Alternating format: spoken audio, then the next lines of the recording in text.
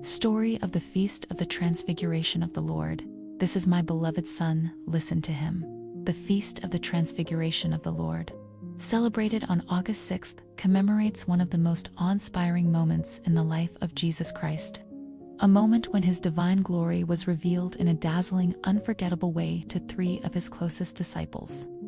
It is a mystery of light, hope, and divine revelation.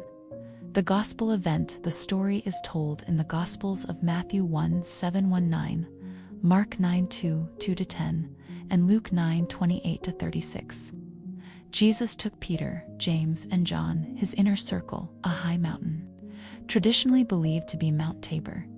These three had walked with him, listened to his teachings, and witnessed his miracles. Yet, on this mountain, they would see something greater, a glimpse of his divine glory. As they prayed, Jesus was transfigured before them.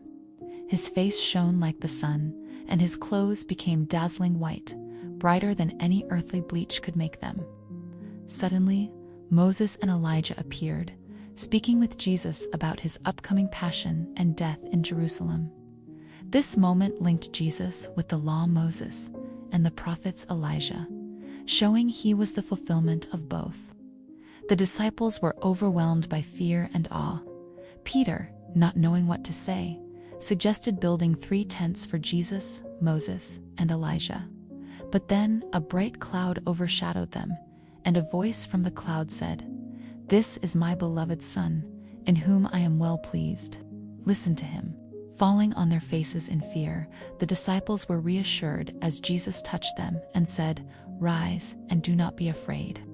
When they looked up, they saw Jesus alone, no longer radiant, but as they had always known him.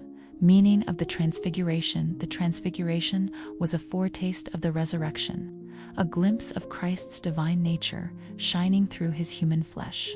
It strengthened the faith of the disciples before they would witness the suffering and crucifixion of their Master.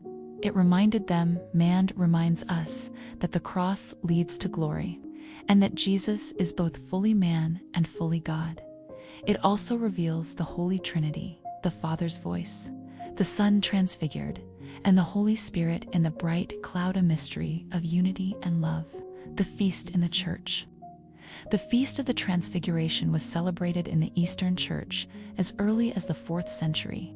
It became a universal feast in the Roman Catholic Church when Pope Calixtus III established it in 1456, after the Christian victory over the Ottoman Turks at the Siege of Belgrade, which occurred on August 6. Today, the feast calls Christians to contemplate the glory of Christ, to be transformed by his grace, and to listen to his voice amid the noise of the world.